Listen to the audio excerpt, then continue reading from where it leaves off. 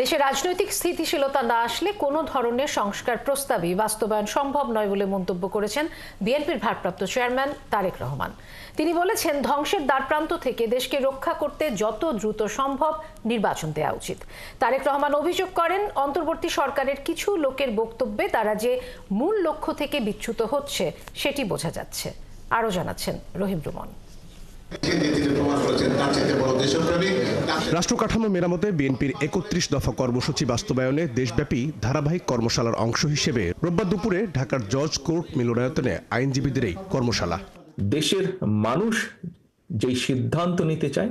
বিকেলে ভার্চুয়ালি এই কর্মশালায় যোগ দিয়ে বিএনপির ভারপ্রাপ্ত চেয়ারম্যান তারেক রহমান বলেন, দেশে রাজনৈতিক স্থিতিশীলতা না আসলে কোনো সংস্কার প্রস্তাবই বাস্তবায়ন সম্ভব নয়। সিল্কোর সিল্ক অ্যান্ড শাইন, যাতে আছে আর্গান অয়েল ও ওট প্রোটিনের গুডনেস, যা আপনার চুলকে রাখে হেলদি অ্যান্ড শাইনিং।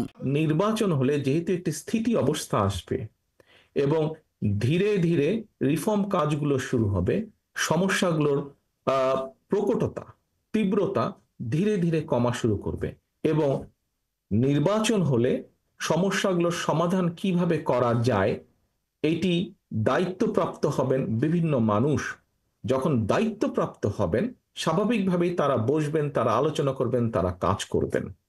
একদিনে কোনো কিছুই হবে না, বাট হওয়া পসিবিলিটি শুরু হবে, হওয়ার সম্ভাবনা শুরু হবে। তিনি বলেন, যে লক্ষ্য নিয়ে অন্তর্বর্তী সরকার দায়িত্ব নিয়েছিল, তাদের দু একজনের বক্তব্য শুনে মনে হচ্ছে তারা লক্ষ্যচ্যুত হচ্ছে। সরকারের বিভিন্ন ব্যক্তির বিভিন্ন কথাবার্তা থেকে আমাদের কাছে মনে হচ্ছে তারা, এবং বিভিন্ন ব্যক্তির আলোচনা থেকেও ফুটে উঠছে যে তারা সম্ভবত তাদের লক্ষ্য থেকে কিছুটা হলেও বিচ্যুত হচ্ছেন ক্ষেত্র বিশেষে। এবং বিভিন্ন স্টেটমেন্ট থেকে, বিভিন্ন ব্যক্তির বিভিন্ন স্টেটমেন্ট থেকে বিভিন্ন রকম কনফিউশনের তৈরি হচ্ছে, বিভিন্ন কনফিউশন তৈরি হচ্ছে, মানুষ বিভিন্নভাবে কনফিউজড হচ্ছে। তার দাবি, সংসদ কার্যকর হতে যত বেশি সময় লাগবে ততই বাড়বে দেশের রাজনৈতিক, সামাজিক ও অর্থনীতির অস্থিরতা।